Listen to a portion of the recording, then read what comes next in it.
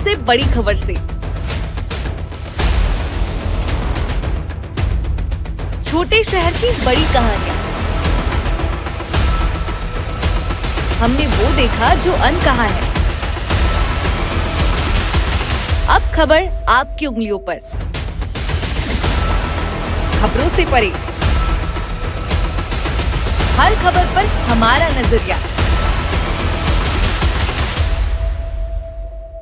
India town news, Bharat की बात। जनता की आवाज हमारी मुहिम।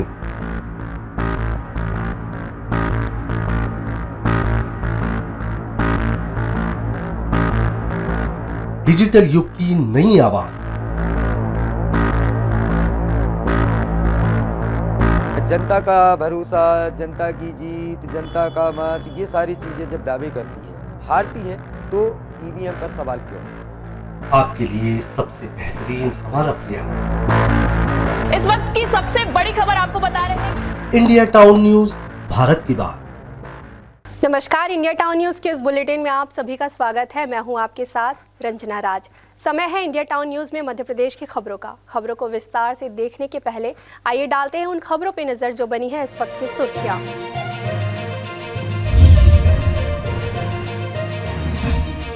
विश्व स्ट्रेंथ लिफ्टिंग के लिए हुआ झाबुआ के पहलवान का चयन। 19 से 21 दिसंबर तक तेलंगाना में आयोजित होगी प्रतियोगिता। आयरन गेम्स के महारथी सुशील कुमार 35 सालों से कर रहे पहलवानी। मंडलावाला घाट की संयुक्त सर्चिंग में प्रशिक्षित नक्सली हुआ ढेर। आमने सामने की मुठभेड़ में मारा गया 14 लाख का इनामी। दर्जन भर से ज्यादा माओवादियों के घायल होने की उम्मीद। पुलिस ने तेज किया अभियान।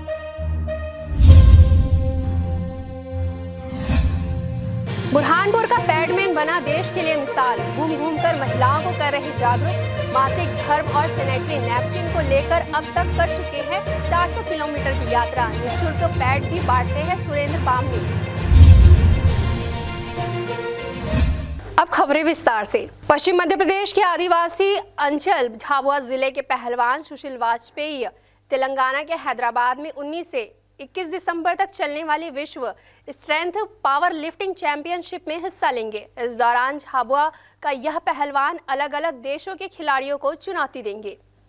सुशील पहलवान जिले के पहले खिलाड़ी हैं जो स्ट्रेंथ लिफ्टिंग में अंतर्राष्ट्रीय स्तर पर प्रदर्शन करने जा रहे हैं। प्रदेश में झाबुआ जिले के आयरन मैन के नाम से पहचाने जाने वाले सुशील वाजपेयी पहलवान राष्ट्रीय स्तर के खिलाड़ी एवं कोच हैं एवं मास्टर्स ऑफ मास्टर्स भी हैं। आयरन गेम्स में महारथी 35 वर्षों से कुश्ती, body building, power lifting, strength lifting में राज्य व राष्ट्रीय स्तर पर अनेक उपलब्धियां प्राप्त है। खेल जीवन में कुश्ती से शुरुआत कर body building, power lifting, strong man, strength lifting जैसे खेलों की झाबुआ में शुरुआत कर पहचान दिलाई। ये प्रतियोगिता स्ट्रेंथ लिफ्टिंग कहा जाता है। बहुत ही कठिन, स्ट्रेंथ जैसा नाम है उसी अकॉर्डिंग ये प्रतियोगिता होती है और बहुत इसमें युवाओं का बड़ा रुझान होता है। और अभी उदयपुर में इसका नेशनल हुआ था जुलाई में और ये पहली बार, अभी ये 10वीं अंतर्राष्ट्रीय प्रतियोगिता है जो भारत में हो रही है, हैदराबाद में, तेलंगाना में, जहां पर विश्व के विभिन्न देशों से प्रतिभागी हिस्सा लेंगे। इसमें मैं भी हिस्सा ले रहा हूं। झाबुआ से इंडिया टाउन न्यूज के लिए भूपेंद्र बरमंडलिया की रिपोर्ट। बालाघाट जिले के गढ़ी थाना अंतर्गत खामको दादर के जंगली क्षेत्र में नक्सली समूह की सूचना के बाद बालाघाट मंडला पुलिस और हॉक फोर्स एवं सीआरपीएफ के द्वारा संयुक्त ऑपरेशन लॉन्च किया गया। जब सुरक्षा बल नक्सलियों की तलाश कर रहे थे, इस दौरान घात लगाकर बैठे लगभग 10 से 12 नक्सलियों के समूह ने पुलिस बल पर हमला कर दिया। गढ़ी थाना के अंतर्गत खमको दादर जंगली क्षेत्र में कान्हा भोरमदेव के नक्सली समूह की मौजूदगी के बाद चलाए गए बालाघाट एवं मंडला पुलिस और हॉक फोर्स की संयुक्त कार्रवाई में हुई मुठभेड़ के दौरान नक्सली चैतू उर्फ हिड़मा मड़काम को मार गिराया है। पुलिस को आशंका है कि इस मुठभेड़ में और भी नक्सली घायल हुए हैं, जिसकी संभावना के मद्देनजर सीआरपीएफ और हॉक फोर्स की टीमों के माध्यम से इस क्षेत्र में बड़े स्तर पर सर्चिंग अभियान चलाया जा रहा है। जब सर्चिंग के दौरान जब पार्टी एक जगह से मूव कर रही थी खमको दादर के पास से, वहाँ पर कुछ नक्सलियों ने पुलिस पार्टी पर फायर किया और पुलिस पार्टी ने भी जवाबी उसमें बहुत ही संतुलित फायर किया, जिसमें एक व्यक्ति की मृत्यु हो गई। बाद में उसकी पहचान चैतू और हिड़मा नामक एक नक्सली के रूप में हुई है। छत्तीसगढ़ के बीजापुर अंतर्गत भैरमगढ़ ब्लॉक के पम्मरा निवासी चैतू उर्फ हिड़मा मड़काम पर 3 राज्यों मध्य प्रदेश में 3 लाख, छत्तीसगढ़ में 5 लाख और महाराष्ट्र में 6 लाख, इस तरह कुल 14 लाख रुपए का इनाम घोषित था, जिस पर प्रारंभिक जानकारी के अनुसार मध्य प्रदेश में हत्या एवं हत्या के प्रयास को लेकर 2 मामले दर्ज थे। ये एसीएम मेंबर था और बतौर मलाजखंड दलम में क्षत्रिय था, और ये बीच में गढ़चिरौली में एक इनकाउंटर हुआ था दिलीप खड़के नामक नक्सली का। उसमें भी ये बांछित था, इसको गोली लगी थी, लेकिन ये वहाँ से एब्सकॉन्ड कर गया था। और ये एक जो यहाँ के एमएमसी जोन के दामा हैं, उनका एक गार्ड भी था, और इसको एलएनजी की ट्रेनिंग भी दी गई थी, और इसके पास .315 की राइफल भी बरामद हुई है। इस पर मध्य प्रदेश, छत्तीसगढ़, महाराष्ट्र से कुल मिलाकर 14 लाख का इनाम घोषित था, और एक बहुत ही दुर्दांत नक्सली था, और अगर ये न्यूट्रलाइज नहीं होता तो अभी कभी और भी बड़ी वारदात का अंजाम दे सकता था।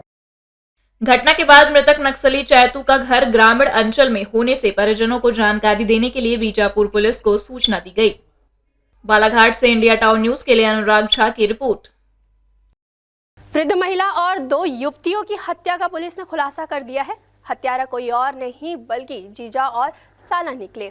आपसी रंजिश के चलते दोनों ने मिलकर इस घटना को अंजाम दिया। फिलहाल पुलिस ने एक आरोपी को गिरफ्तार कर लिया है, वहीं दूसरा आरोपी फरार है, जिसकी तलाश पुलिस कर रही है। कमलाबाई पांचे का नाती दीपक पांचे ने आरोपी युवक मुकेश देवाहिक की बहन को प्रेम प्रसंग के चलते भगाकर अपने साथ लेकर गया है। इसके बाद से ही आरोपी इस परिवार से द्वेष रखता था, जिसने 11 दिसंबर की रात अपने जीजा के साथ मिलकर घटना को अंजाम दिया था। इस पूरे मामले में एसडीओपी सत्येंद्र घनघोरिया के मार्गदर्शन में बहेला थाना से एसआई जेपी त्रिपाठी एवं पुलिस टीम ने अज्ञात आरोपियों के खिलाफ हत्या की धाराओं एवं प्राण घातक हमले की धाराओं 302, 307 के तहत अपराध पंजीबद्ध कर विवेचना में लिया, जिसके बाद आरोपियों को पकड़ने में पुलिस ने सफलता हासिल की। दूसरे फरार आरोपी को भी शीघ्र पकड़ लिए जाने की बात पुलिस ने कही। 14 दिसंबर को बहेला पुलिस ने आरोपी को न्यायालय में पेश किया एवं 2 दिनों की रिमांड पर लिया है। बालाघाट से इंडिया टाउन न्यूज के लिए अनुराग झा की रिपोर्ट। वक्त तो चला है एक छोटी सी ब्रेक का, खबरें और भी है, बने रहिए इंडिया टाउन न्यूज के साथ। मिलिए सबसे बड़ी खबर से। छोटे शहर की बड़ी कहानियां। हमने वो देखा जो अनकहा है। अब खबर आपकी उंगलियों पर, खबरों से परे, हर खबर पर हमारा नजरिया। इंडिया टाउन न्यूज, भारत की बात। जनता की आवाज हमारी मुहिम।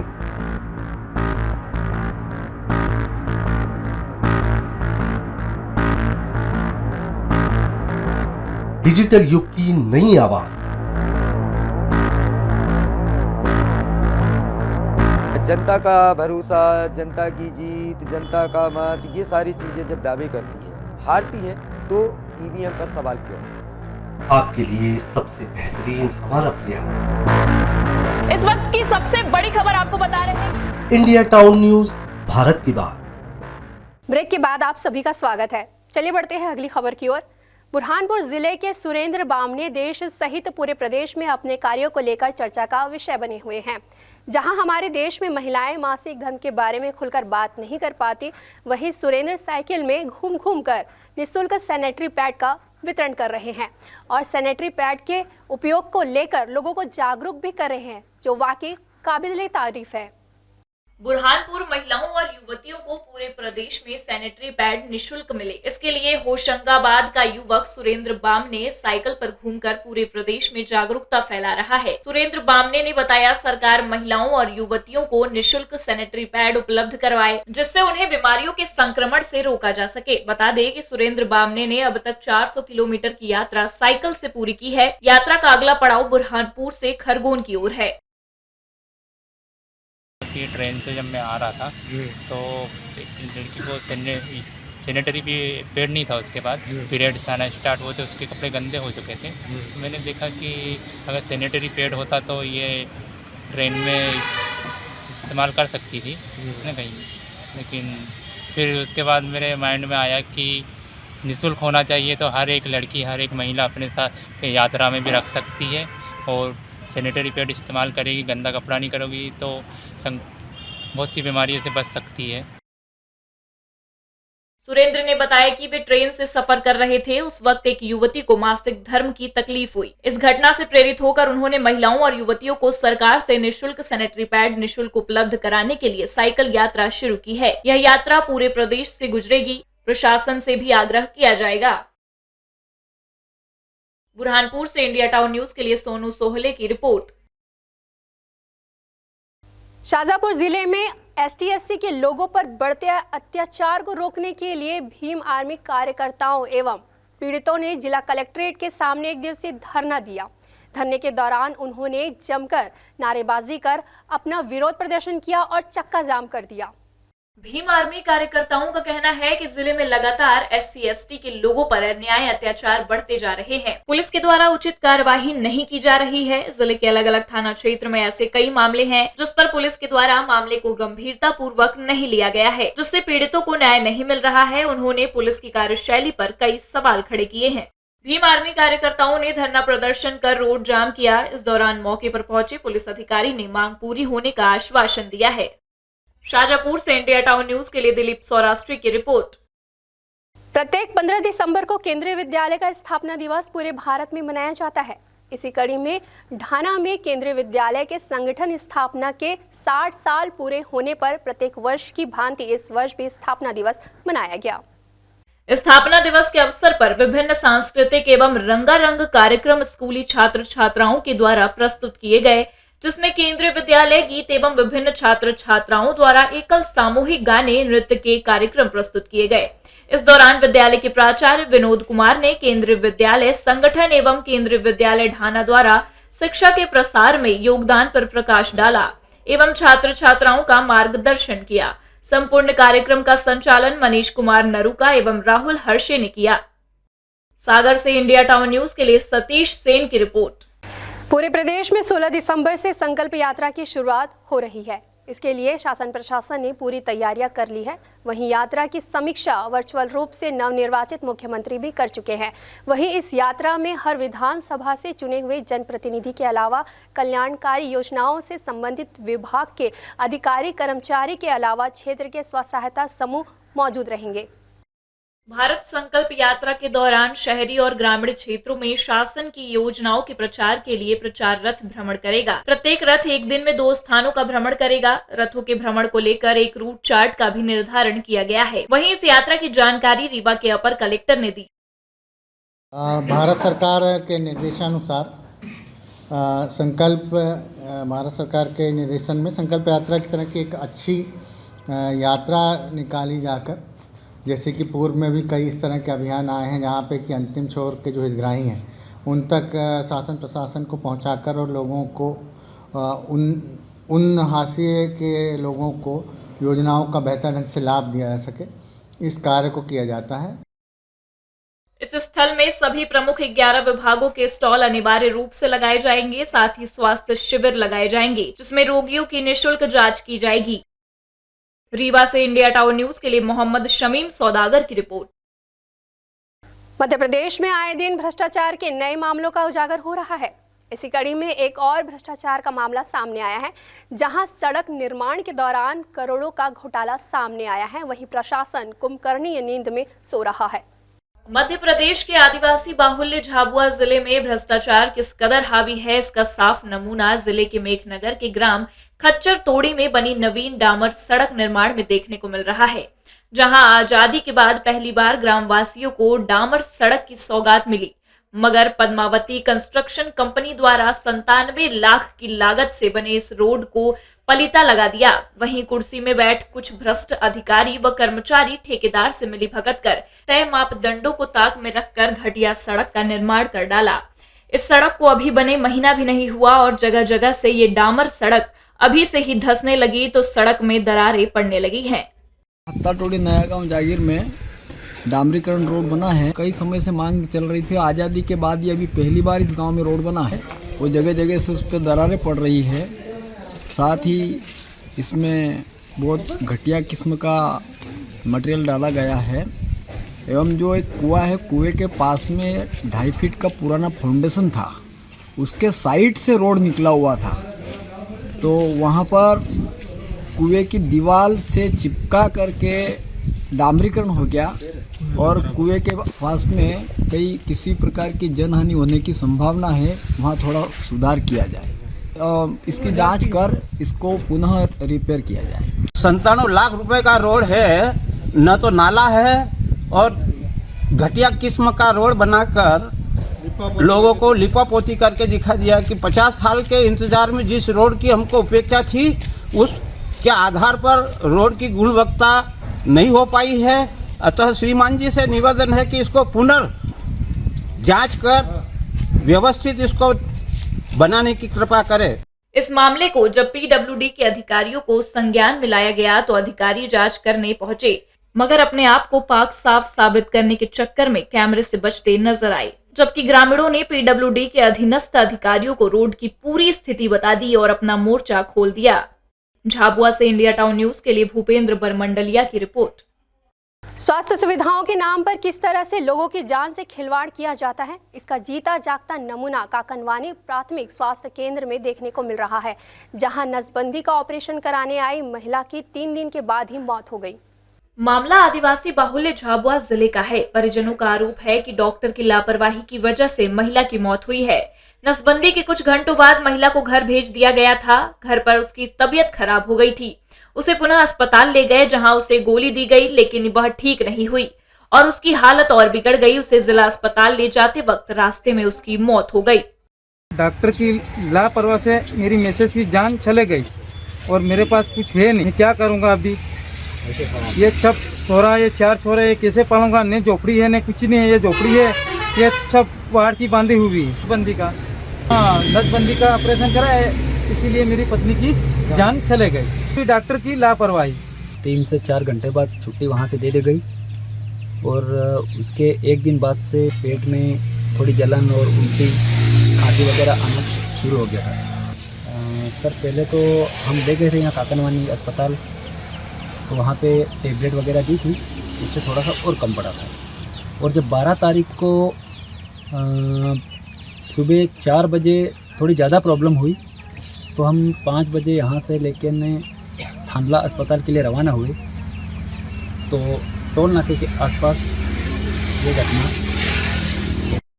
इस मामले को लेकर जिला स्वास्थ्य अधिकारी का कहना है कि 100 में से 1 केस में ऐसी स्थिति बनती है। मृतिका का पोस्टमार्टम करवा दिया गया है, जो भी आर्थिक सहायता होगी दी जाएगी। वहीं डॉक्टर की लापरवाही के सवाल पर सफाई देते नजर आए। वो काकनवानी की एक महिला थी, नसबंदी हुई थी उसको थांदला में। तो नसबंदी के 3 दिन पश्चात उसको रात में कुछ तकलीफ हुई, उल्टी हुई तो दिन में लाए थे वो उनके परिजन। तो डॉक्टर द्वारा देख के उसको सिम्टोमेटिक ट्रीटमेंट दिया गया।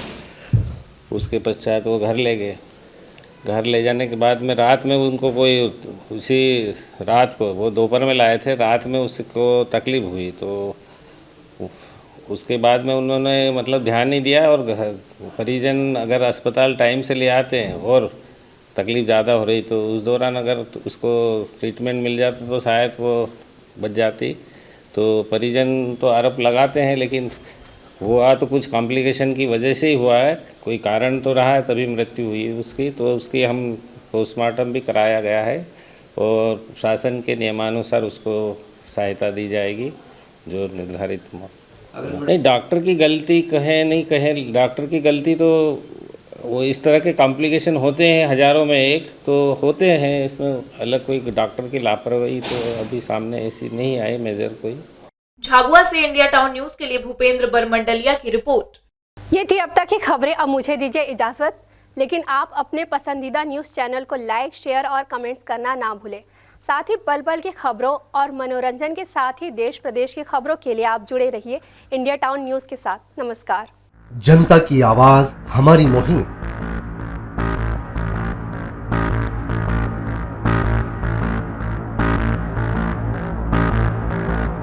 डिजिटल युग की नई आवाज।